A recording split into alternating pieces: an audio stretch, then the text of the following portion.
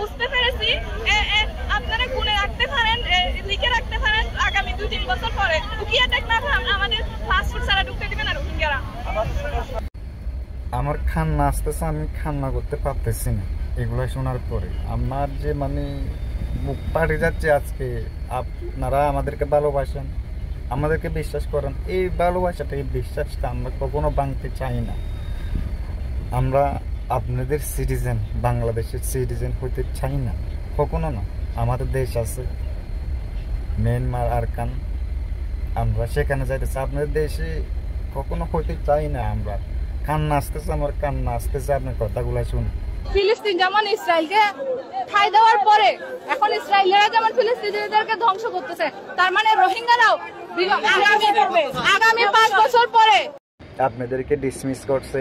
কি কারণে ডিসমিস করছে এগুলো আমরা জানি না। হ্যাঁ, আপনি হয়তো ভুল বুঝতেছেন মনে হয় বোন, ভুল বুঝতেছেন মনে হয়। আমিও একজন টিচার ছিলাম, এখন আমিও টিচারে নাই, আমার চাকরিও চলে গেছে, আমার চাকরিও চলে গেছে, কিন্তু আমার এটা ক্ষমতা নাই যে মানে আন্দোলন করব আমি, এরকম ক্ষমতা আমার নাই।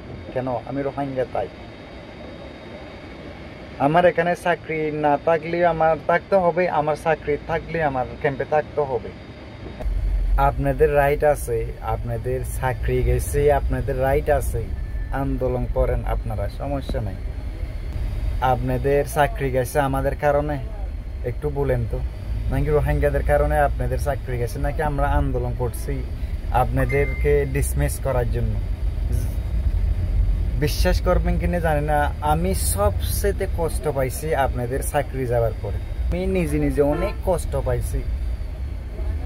আজকে আপনি মিডিয়ার সামনে এসে এগুলা বলতেছেন। হ্যাঁ, আমাদের অফারটা কি পাইছেন আপনি একটু বলেন না। হ্যাঁ, মানুষকে মানুষ যে তো যে মানে বলতে পারে না। আপনি যে রোহিঙ্গা ক্যাম্পে চাকরি করেন, অনেক রোহিঙ্গাদের সাথে মিশছেন, অনেক রোহিঙ্গা বন্ধু বান্ধবী থাকতে পারে আপনার, কিন্তু আপনি আজকে মিডিয়ার সামনে যেগুলো বলতেছেন, হ্যাঁ, আমরা তো অপরাধ কি করছি বোন একটু বলেন না প্লিজ। আপনাদেরকে ডিসমিস করছে, কি কারণে ডিসমিস করছে এগুলো আমরা জানি না।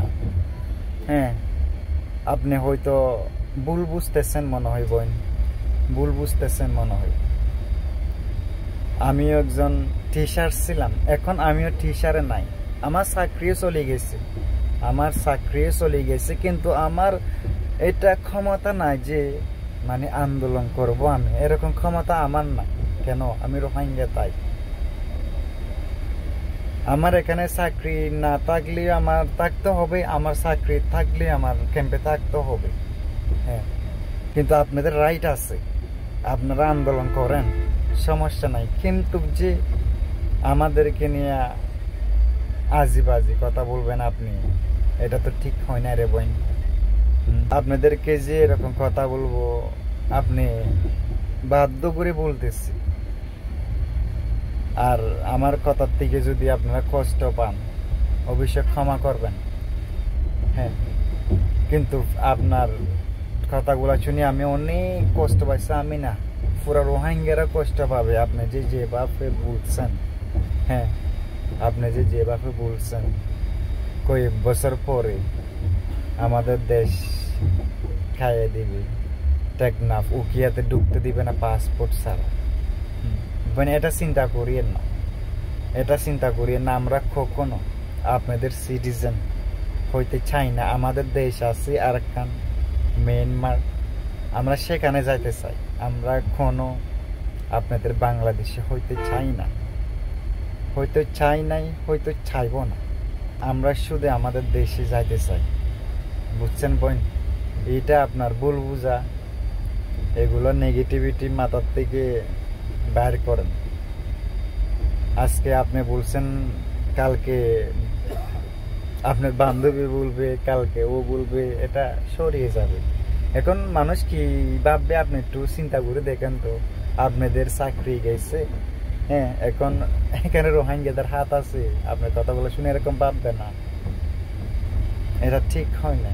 আপনি হয়তো বলে দিছেন আর কি, ক্যামেরার সামনে গেছেন, মিডিয়ার সামনে কথাগুলো আসছে এমনি বলে দিছেন, তাই না বোন? আপনার একটু ভুলের কারণে আমরা যে কত নিচে পড়ে যাব আপনি জানেন। এখন বাংলাদেশের মানুষরা আমাদেরকে ভালোবাসতেছে, আলহামদুলিল্লাহ। আজকে সরকার সাপোর্ট করতেছে আমাদেরকে, আলহামদুলিল্লাহ।